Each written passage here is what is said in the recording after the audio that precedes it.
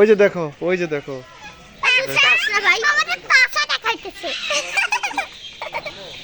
পারে সেটা। আরে দাদি যা ভাই তোর বাচ্চা দশতেছে।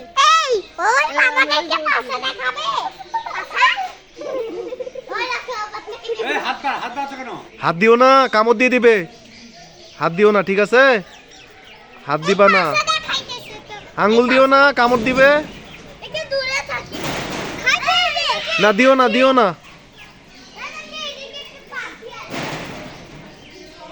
আমি ওকে খাইতে চাই খিদা লাগছে।